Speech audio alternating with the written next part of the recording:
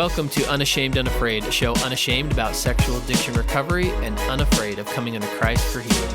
Where we talk about real recovery stories, answer anonymous questions with experts, and share resources that actually work. I'm your host, Steve. And I'm your co-host, James, and we are unashamed, unafraid.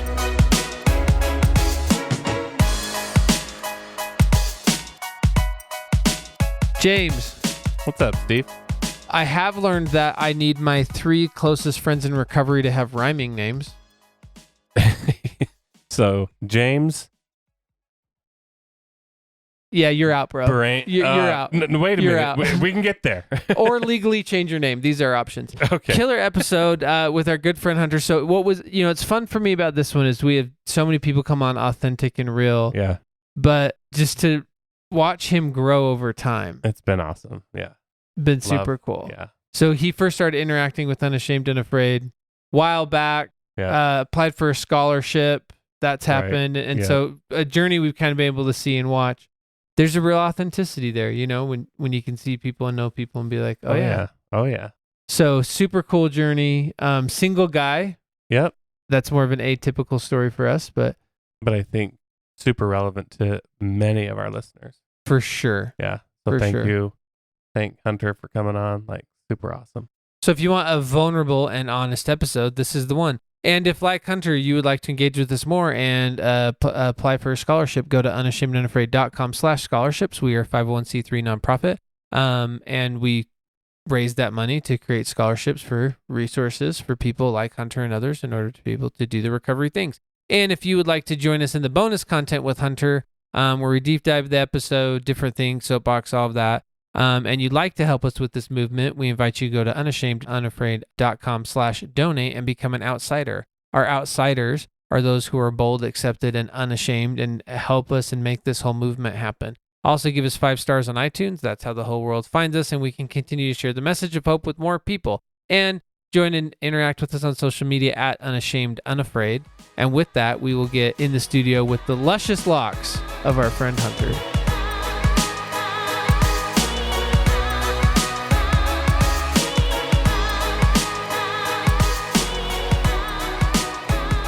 Hunter, what's up, my friend? Hey.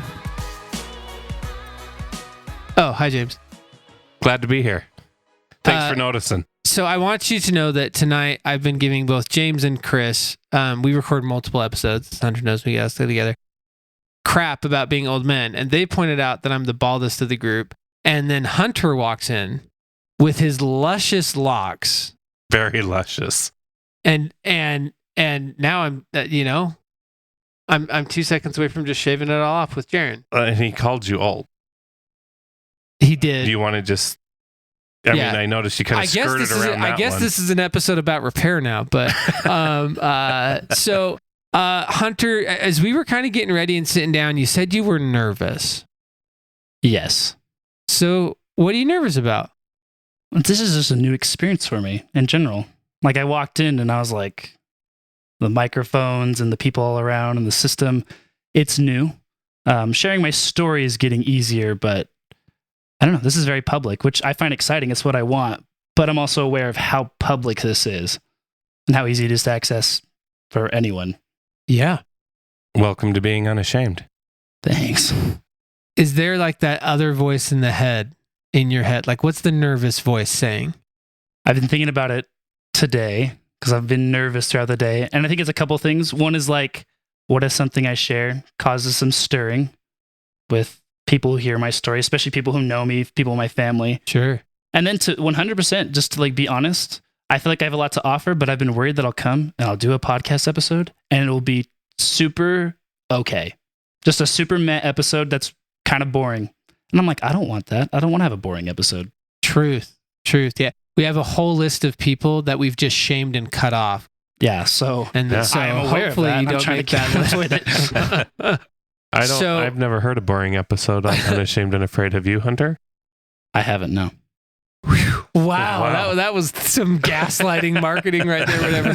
So you said something, and I just want to go right to it, friend. You said, I feel like I have something to offer. And I feel like the feeling in this room changed for a second when you said that. And I want to go back to that. What is it that you feel like you have to offer?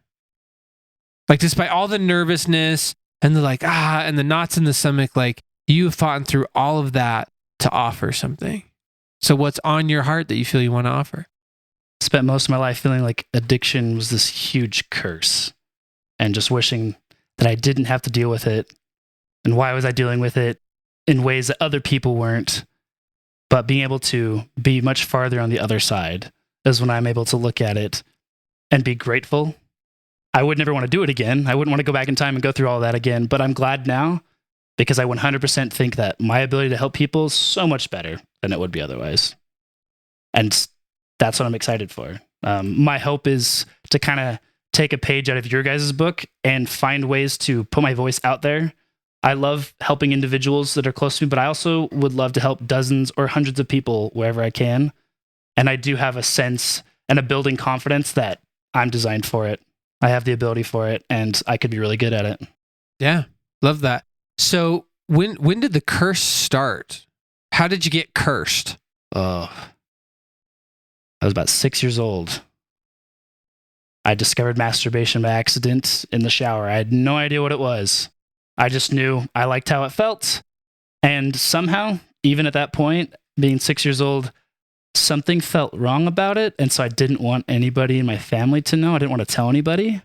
And so I just kept it to myself, and I would try to stop doing it. And at first I could go a while, but then I'd always end up doing it again. And so, yeah, that's where it started. And I didn't know what was going on. I didn't really know what I was doing. And so you never masturbated again, and now you're here to share the story? No. That continued, and I don't know at what point, somewhere in that age range, 6, 8, before 10, at some point it clicked that the feeling I had while masturbating in the shower was the same feeling when I noticed sexual stimulation from seeing a female. Like when I thought of breasts, I'm like, oh, that feeling is similar to the feeling I have when I masturbate in the shower. So then it progressed into me going on the family computer and like typing in innocent words, hoping that some kind of image would pop up. Just going and typing like summer, maybe somebody in a swimsuit would pop up, or just the word hot, because that doesn't necessarily mean anything. And just started with pictures of people in their underwear. Yeah. I played that. I call that the browsing game. It does kind of feel like a game. So how's you growing up? Like religious, family, we're talking about this, we're not talking about this. So what was going on around you as you're having this experience? So I'm a member of the Church of Jesus Christ of Latter-day Saints. Have a really active family. That was a super important thing to me as a kid. I always wanted to be really good with that. I still don't know. I really don't. When I was 6 years old, I don't know how I knew that something was wrong, but I definitely knew that there was something because of what my family had taught me or because of my religion, that looking at pictures of people without clothes was not okay. I knew that wasn't okay, and terrified to tell my family because kind of my dad's typical reaction is anger and a lot of yelling and just putting you down. And I didn't want to know what would happen if I said anything. It was easier just to avoid it. Because you may or may not get that reaction. So I might as well not talk about it. I wouldn't even say may or may not, like I would. You knew for sure you would? Yeah. Okay. Can you relate to that, James? Yep. Do tell. Well, this ain't my story. It's his story. My stepdad. My stepdad ruled by fear. And so that was the overarching, like, if I look back at my childhood, just the word that I would use to describe that relationship is fear. That's the theme of me, my dad. Fear is the word that I would put to describe how all that went. So to me, there was no safe thing to talk to him, even if it was completely innocent. I had no reason to talk to him about anything at all, because even that was dangerous. That was clouded by fear. Yeah. I don't know if I would use the term fear or not. I mean, there was fear. I feel like mine was ruled by expectation. Mm-hmm. And I don't know if all my siblings feel this way. I think some of them do, but I in particular, expectations, it's perfectionism. Like that's how I function. Okay. That's how I did well. And I felt a lot of expectation on me, particularly from dad. And when you weren't meeting expectation, he wanted you to. And even then, I knew it was because dad wanted me to do well. He wanted me to be successful, but that was enforced with yelling and with anger and telling me that I was wrong. And if I had any thought that wasn't the same as his, telling me until I would stop arguing that I had to feel the way that he did. Yeah, so the lack of being perfect was met with shame and violence. Yeah. Well, my dad was, my parents are more of a shrink and abandonment scenario than like the getting big. Not that it didn't happen sometimes, but I know for me, part of the, and I'm curious what your experience was, Hunter. So I remember with mom and dad, it's like, oh, like April, my sister, like let the dog out, and like that's a big problem. So like this, what I'm doing is way worse than that. So I had a lot of the comparing game because I had, I had a lot of the perfectionism and expectations. And so for me, it's like, wow, getting a 98 on the test is terrible. I feel like I just got a 70. So for sure, we're not talking about this. Yeah, I relate to that. Yeah, because I would get pulled aside. Like if I had a grade that was just below an A, my dad would like pull me aside and be like, "You're smarter than this. You need to get this up. Like you can't let this continue." And so there was a kind of a micromanagey feel to that. It felt like it was specific to each of my siblings, and so I had, and still struggle a little bit with it, shame in comparison to my other siblings. Like I knew that my oldest sibling I was kind of thinking of him as like being street smart and witty. And then my next brother has super loyal friends and a super big heart. And then my older sister is extremely hardworking. My younger sister is so talented, and dad would talk about how she could become famous with her voice. And then my little brother, which is kind of the one I struggle with the most, good with girls, natural leader, everybody loves him, things don't bother him, doesn't get stressed. And I knew that what all my other siblings were hearing about me, which I wasn't hearing, was Hunter's smart. So yeah, I better get perfect grades. And if any other kid at school has a grade a little bit higher than mine, I felt like I had nothing. Like I wasn't smart and I wasn't any of the other things. Yeah.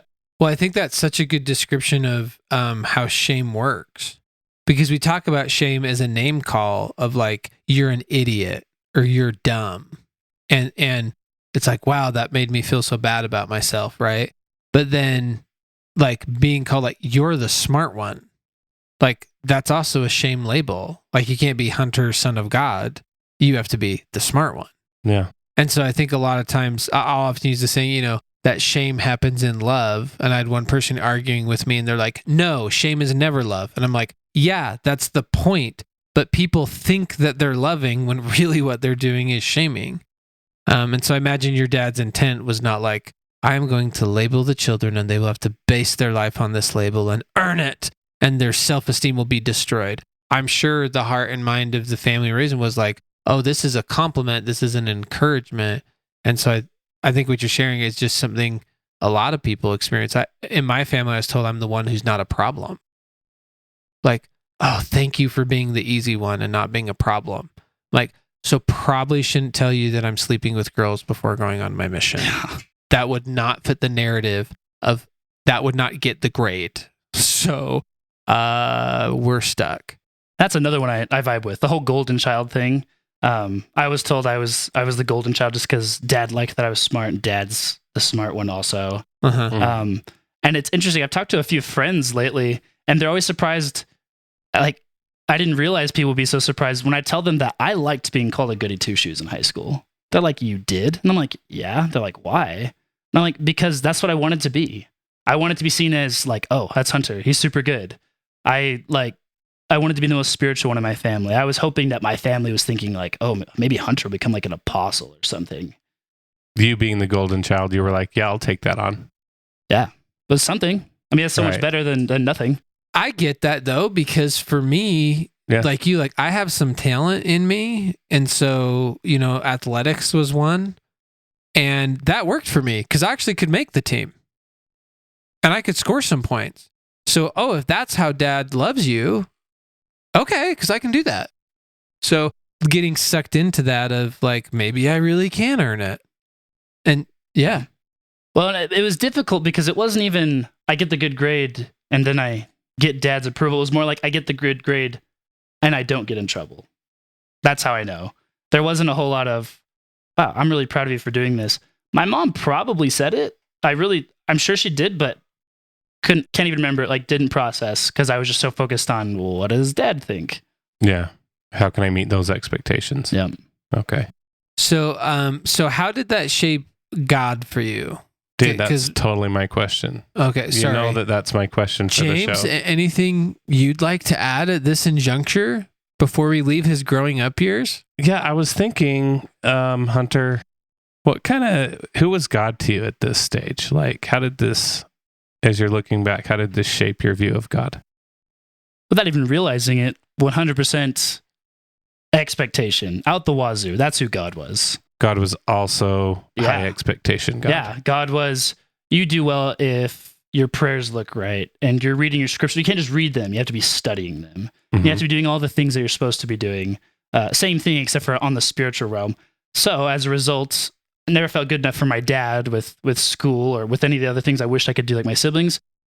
Never, maybe not never, very rarely felt good enough for God. And when it happened, it was fleeting because, well, I'm not as spiritual as I should be. And oh, I'm doing this thing. Oh, I made a dirty joke, even though I'm 13 years old, and that's what 13-year-old boys do when they're together. And Yeah. So But not if you're a goody two shoes. no, yeah. Right. Okay. Yeah. So perfectionism is basically the lens through which you are trying to live and work your life. Yeah. With God, with parents. I'm imagining lots of other spots too. everything. Yeah. And that's how you're getting your, I guess, worth. So how'd that work out for you? Just great. I definitely didn't struggle with an addiction or end up on a sexual addiction podcast or have to go to any counseling or anything. So really good. Yeah. Sarcasm goes well. Yeah. Yeah. Disclaimer on the podcast, sarcasm. Disclaimer. I didn't realize how much of a struggle it was till I was in my 20s. Like I didn't realize that I was like dying inside. I had no idea. But that's really what was going on. Tell us what it means to be dying inside. I was pretty out of tune with my emotions as a teenager. Didn't realize it. But then as I started tapping into it, because I didn't want this to be a part of my life. I wanted to be done. I kind of had this idea in my head that by the time I graduated high school, surely I would be done. I wouldn't be looking at porn anymore. Like I figured, well, as I'm about to graduate high school and it's still happening, I was like, okay, so I don't know if this is ever going to stop. And so once I started realizing that, and I started realizing that it was messing with a lot of things, like the way I viewed women and the way that I felt about myself and how I didn't feel good enough at anything, crushing weight. That's kind of how it feels. So what do you do? What do you do when you feel crushing weight? You go look at more porn. It eases it for a minute. It does. Yeah. A minute. And that's the problem. It gets to the point that it only eases it for a minute. So then you look at porn again. 5-6 times in the same day. If your life's a movie and we're seeing you in this pattern, right? The stuckness of like not earning it, tell us when it changed. There's a few pivotal moments, I suppose. I really started trying to do something before my mission. Met with my stake president. He set me up with an LDS family services therapist and started doing better. And I felt good. I remember the 6 months before my mission was the happiest time I'd had in my life up to that point because I felt much more in tune with God and much more spiritual. And then I got on my mission and 4 months into it, struggled with it again, asked to meet with a counselor. So Where'd you go on your mission? I was in Ogden, Utah. It's an exciting place. Grew up.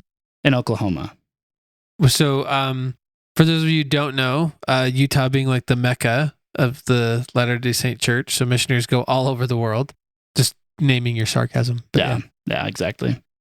So at this point, I'm working on it, but I'm not making real progress. So I got home from my mission and I decided I thought I was kind of done. I got home from my mission. I was like, oh, I'm feeling good. And that didn't happen. So I really honestly just wanted to dive into it and fix it. So I went and talked to my bishop in Oklahoma, and he introduced me to SAL, or Sexaholics Anonymous Lifeline, a 12-step group. And it was cool because it was hosted right in the church building. And that's where I first started getting real exposure. The real change still didn't happen, but I started getting Exposure to this world, the world that you guys are involved in, the 12-step world, the addiction recovery world. Yeah, okay, yeah. And so then when I came to Utah to go to school, I was like, well, I'm going to go to an SAL group. And I don't know, 12-step for me, I think is good. I think a lot of people benefit from it. For me, it's not the end all be all. It's not the end game. But what 12-step did was introduce me to things. And I kept hearing people talk about counselors. And I kept hearing this word Lifestar being thrown around. And so I called Lifestar. And they said, well, we have this guy. He's Steve Shields. He works with church leaders and whatnot. And so we started meeting. So the exposure was good. And I was looking at my journals. I believe I started meeting with you in 2020. And I had my rock bottom moment in October of 2020. And for me, that is when things actually started shifting. Like real healing started then. Because you don't ever want to experience that again. You know, when you hit that moment, it hurts too much. It's not worth it. And I think you described was like, as we just said previously, it's like looking at the porn gives me this short-term numbing agent, right? Like I can take the pain out enough, but those rock bottom moments challenge that narrative, right? Yeah. So what'd you do with that? I'm trying to think how to conceptualize the feeling. It's just kind of like never again. But the problem is never again before meant I'm going to white knuckle the heck out of it. I'm going to try really hard. This meant I don't know what to do, but I'm going to find out. I'm going to figure it out. I'm going to go to whatever counseling, do whatever thing. And it's that do whatever it takes moment. Do whatever it takes. That shift in the mindset. Yeah. Yeah. And so the timing for counseling with someone who's actually specialized, which is a big thing for me. The LDS family services therapists were good. And I'm grateful for them. I really liked them, but the specializing was what I needed. And so then being exposed to it and just saying, okay, I'll do it. I'll do whatever this is. And so then I started learning about trauma, and that's when I started realizing, oh, there's a lot of things in my life that hurt. So what felt risky to you as you because you talk about the do whatever it takes, right? And I think that do whatever it takes, it's risky, right? Like I think that's, people I think sometimes have the very false narrative that when we're operating in our addiction, we're like, we're so happy, like I'm not getting caught, so like he, I have my cake and I eat it too, which if you believe that, I'll just crush that for you really quick. No one's happy in their addiction. I didn't know there were people that believe that. I don't believe that. No, for sure. Never believe that. Yeah, that's not a thing. And so, but from the outside, it's like, that's why you're hiding it. Cause it's like, no, it's trapped. I don't know how to get out. Right. And stuck there. But then there's that, the managing of addiction. That's like, I actually feel like the pain of continuing to use feels safer, kind of the devil versus the devil you don't know. Right. Yeah. And so I love what you're saying, like real recovery, like you were like stepped into these active choices to do it differently. So what did you do differently? Like what were the risks that you took? The emotional diving in, I would say. Trauma was, I don't know, I hadn't been exposed to that. And so first the risk was just getting a counselor because I never had paid for it before. And so now I was going to pay for it. And my bishop in my ward offered to pay for half of it, bishop being a leader at the church. Yep. And pastor. Yeah. But I was still gonna have to pay for it. And that's a scary thing because I'm a college student and I'm living with grandma, so I have some money, but still it's just different. That was a big thing. And because every college kid is like, I want to spend my money on self-development and counseling as opposed to like a longboard or going on a date. Yeah. You know how many people I've talked to that are my age since then that they're like, okay, like what helped you get better? What helped you healing? And I'm like, a lot of counseling. And they're like, oh yeah, not sure if that's the thing for me. And I'm like, yeah, okay, sure. I'm sure it's not the thing for you. Because it's hard to pay for it and hard to commit the time to it and to commit the emotional energy to it. So that was a risk. And then deciding to work with it, deciding to do things like move on to go to a group. Deciding to go to a counselor was like admitting I was crazy. Yeah. Like I am crazy. Yeah. That's why I have to go see somebody, a professional now. And it was scary to do that. I didn't want to admit I was crazy. I didn't want to be crazy. I don't. Well, yeah, you're supposed you're supposed to be perfect, two shoes just remember? gets A's. Yeah. Yeah, not the kid who's so addicted to porn that he has a hard time getting anything done and then has to go get counseling. So what'd you do with that? I just did everything I could. I think vulnerability, honesty was huge for me. I found some people I could be honest with. So my good friend Barry, he's a guy I met on my mission. He's in his 70s. He just loves helping the missionaries. I don't really know how it started. I was starting to open up about where I was at and starting to tell people. I'd gotten a little exposure because as I started working with like a 12-step group that was in the stake I was going to, I was invited to do a little interview over the phone with someone from the church about how doing family history work helped me with my pornography addiction. And so I was just kind of in the state of starting to be more open. And Barry is kind of the first person I was like completely open with. And I just started by talking to him, and then I started calling him. And to this day, I call him almost every day on my way to work, because I work grave shifts. And I found someone that didn't judge me no matter what I told him. Like, it wasn't like my dad where I'm scared because I'm going to tell him and he's going to get angry. And his response, when my dad found out that I was looking at porn, so like I've hardly talked to my dad about it. I talked to my mom way more. When my dad found out, his response was, we were at a restaurant, it's kind of busy. And so while we're waiting to be seated, he comes and he sits next to me and he like kind of leans a little bit towards me and he goes, you know your problem? Yeah, you need to stop that. Well, didn't talk to dad about it at all after that for years. Dang. Just a pause. Yeah. You know that problem? You need to stop. And I'm like, oh, yeah. Because I had thanks for the tried. advice. That's what I needed to do. Yeah. Well, but even I think this is one of those moments that I think you have it right, Yeah. James. Like, we either have to laugh about it or cry about it. Yeah. Yeah, for reals. Right. Because just the, Well, the fatherlessness of that. what was that like for you? With dad. That moment. Yeah. Just that moment. Just internally, I was like, I am not going to talk to him about it anymore. Because what I did know was that I tried as hard as I could. And so it was like having somebody say, you haven't tried. You have not been working on this. You haven't done anything. You need to try. And I'd known that I had tried.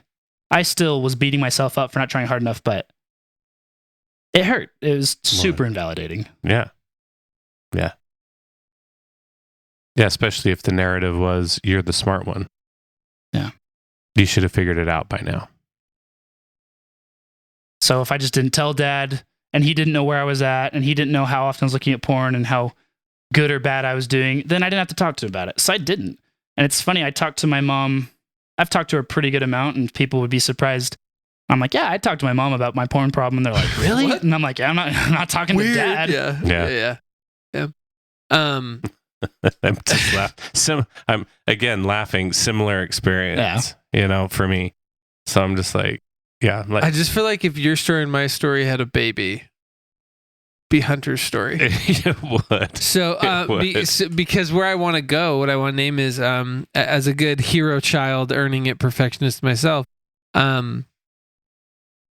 which I'm curious about with you and your experience, what your experience was kind of entering recovery and starting recovery is for me, I'm like, man, I just got to earn it. God's love, acceptance from everyone else. And so then I'm like, get into recovery because I'm like, oh, this is going to destroy me. And then I get into recovery and I'm like, oh yeah, I can do recovery perfect. And I just added recovery to the list of things I was going to perfect. And so, I tell people like, oh, I came forward, I wasn't caught. And, I chose my own recovery, which that's true. But looking back on it now, I know large parts of what was driving that was my perfectionism. That I'm like, well, if I'm going to be in recovery, I'm going to do the therapy program and the thing and, because just like I was doing perfectionism everywhere else. So how did that wrestle with perfectionism follow you into recovery? Yeah, definitely. So what'd that look like for you? I mean, because that was the thing with school, was this perfection. It was the thing with my mission. I was so worried about following every rule and doing everything I was supposed to. And so, yeah, as I go into 12-step, I have to do all of it. And it gets to the point that it's so stressful and it's so hard to do it perfectly. I'm like not even moving in the steps. And sometimes I wouldn't work on it because it's overwhelming. But I did feel that it had to be perfect. And I think that's part of the reason that it was good to move on to the trauma and the shame side of counseling. Because with the 12-step, it was kind of easy. I never really thought about this stuff right now as we're talking about it, but I think I looked at it the same way I would look at school or my mission of, well, I need to do every single step. And then I hear all these guys in groups say kind of the same thing. So I should be doing that thing since they're all saying that. That's stressful. Yeah. An outline to perfect your recovery. And did you do therapy perfect then as you did your recovery and stuff? Yeah, no.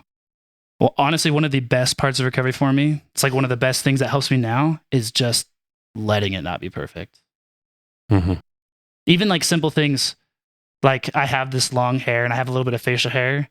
And that, like one thing, I know my dad doesn't like my long hair. It's not, I wouldn't say it's completely rebellious. It's more of just doing something because I want to and not worrying about it. Sure. But like even at my school, I'm not technically supposed to do it.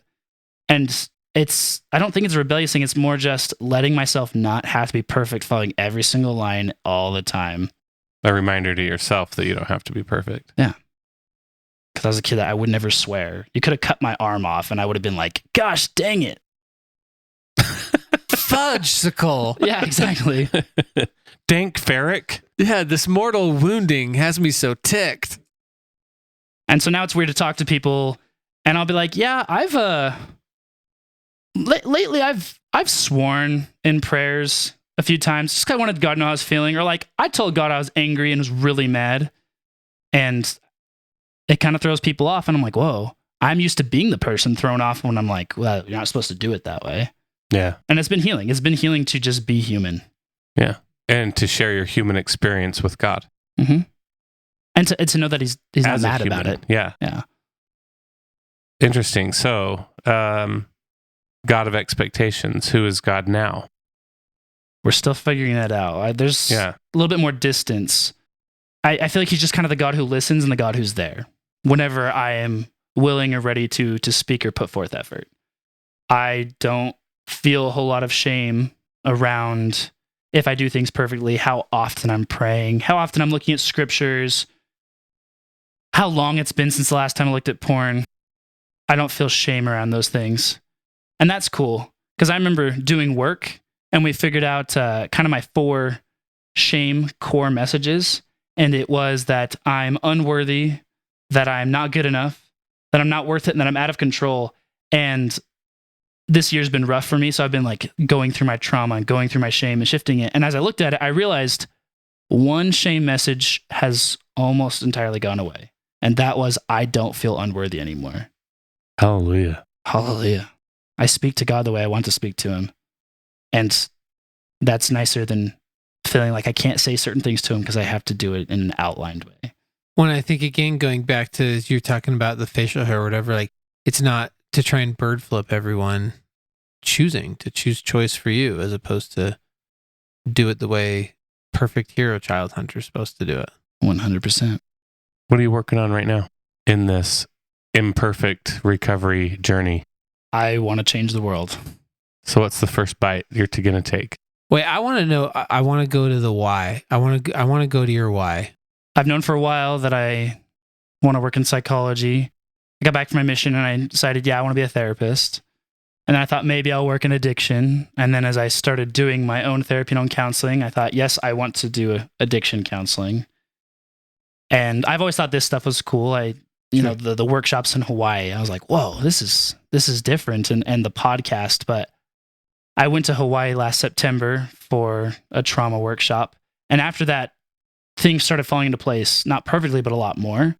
And I started dating a girl and it was really good. And I thought, I've arrived. I did it. It's working. But then there were still struggles. There were still physical boundary issues. And when that came to a head and lines got crossed, Christmas night, like 2 a.m. after Christmas, some things happened and she breaks up with me. And the next day was her birthday. We were going to spend the whole day together. That didn't happen. And I kind of like before with the rock bottom moment, I was like, never again. And I wanted to know what happened. Like, what is going on? What am I missing? And as I started diving that, I was extremely depressed for January and February. January and February were horrible this year. very depressed, but I was also very productive. And as I started just being honest, I learned in Hawaii I had a lot of anger. So I started letting anger out. I told God how angry I was at him and at my parents and at my dad for making me feel the ways that I felt. And then as I started processing that, I thought, what do I want? What's my purpose?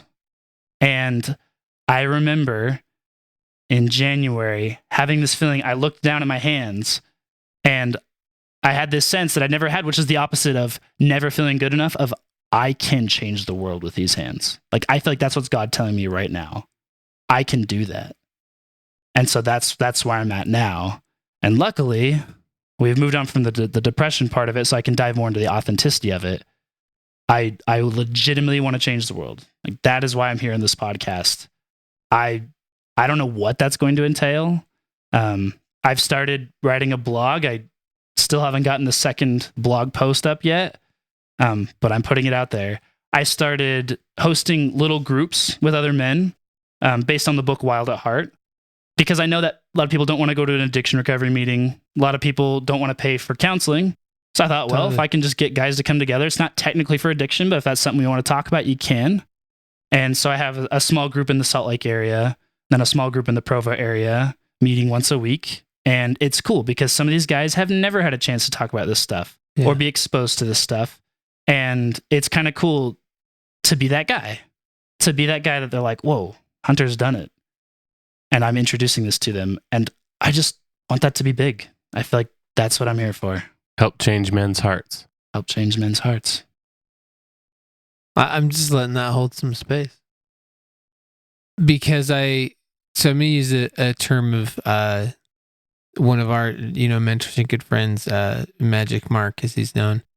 He talks about what he calls Godfidence.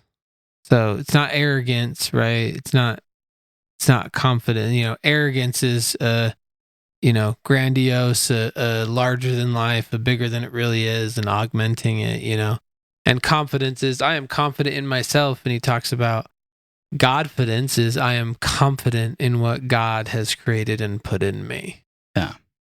And that pause I just wanted to hold is that as you're sharing all of that, it just, to me, speaks to that tone change of I'm doing perfectionism to prove that I'm worthy versus because I know I'm worthy, I'm going to act out of my Godfidence to go change the world, to use, your experience right now. So what do you think was like the big shifts for you that changed that shame narrative and that confidence, Godfidence? It's so hard to know exactly which moment. It seems like it was going to happen over a course of time. I know it came from diving into trauma, admitting that there was issues, admitting that I have shame, and then admitting that I'm angry and admitting that I'm hurt, and just slowly working through that, slowly doing trauma work, slowly getting through some of that hurt. And it's interesting. It talks about this I think it's in the Wild at Heart books. I was talking to some people about it the other day. This idea that the places where we feel the weakest, where we have the most insecurity, John Nettle just talks about how that's actually often where our greatest strength truly comes from. And yeah, I feel like the things that I've been the most stressed about, that have beat me up the most, that I'm not doing well in school, or that I'm not reaching as many people, I'm not as popular as I want to be, I'm not doing all these things. Those are the very things that I feel like I have immense capacity for now.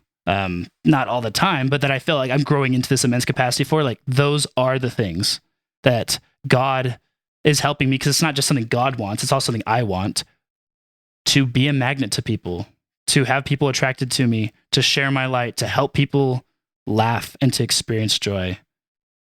Like, going back to confidence and arrogance, I feel like a big difference between confidence and arrogance for me is comparing myself to other people. Because when I was in the thick of addiction, I constantly was either better than everyone around me or I was worse than everyone around me. So I was either smarter than everyone in the room or I was dumber than everyone in the room. That's how it was, black or white. And as I step more into the confidence, I worry less about whether or not I'm better than that guy or doing better than this person, and more just, I'm doing well. It doesn't matter how I'm doing compared to everyone else. Yeah, I love that.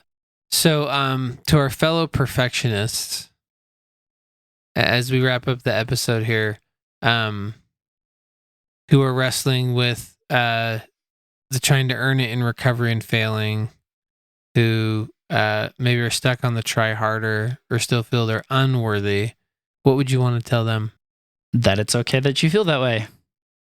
The last thing I want to do to the perfectionist is say, stop feeling that way.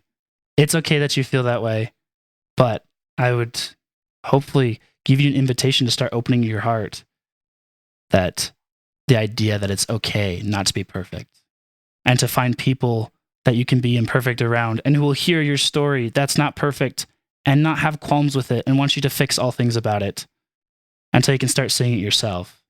But once again, I'm not going to sit here and say, well, don't think that way. Oh, you feel bad? Stop feeling bad. Because that was what I was doing all the time. Hunter, stop feeling bad. Don't feel that way. That's ridiculous. You're not supposed to feel that way. Right. Hunter, stop. Don't feel angry. You can't feel angry. Yeah. Yeah. It's okay. It's okay. It's okay to feel bad and perfectionistic and unworthy. But I really think that can start to fade and authenticity starts to creep in, and I don't think that's authenticity. Love that. So, hunters, if everyone, when they share their story, they share a song. We end with a song that is reflective of their heart space, their light, kind of their recovery. And so you had a song. I like the song Soldier On by Sidewalk Prophets. He's getting some head nods from some of the Unashamed crew in here about Soldier On. So before we go to Soldier On, Hunter, just want to say thank you for coming on and being vulnerable and sharing your heart with us. You're welcome. So if you are in need of a scholarship to come to boot camp program, something like that, we invite you to go unashamedandunafraid.com/scholarships and apply. If you'd like to join us for the bonus content with Hunter and become part of our outsiders, those who are part of the Unashamed movement with us and help us do all of the things, we're a 501c3 nonprofit. And so you can donate at unashamedandunafraid.com/donate. Join us in the bonus content and all the stuff we're doing as outsiders. Please give us 5 stars on iTunes. That's how the world rates us and finds us and kind of makes all of the things happen. Follow us at social media at unashamedandafraid, and join us in the bonus content. Until we see you there, are going to invite you to continue to be unashamed. And with that, we will leave you with Soldier On.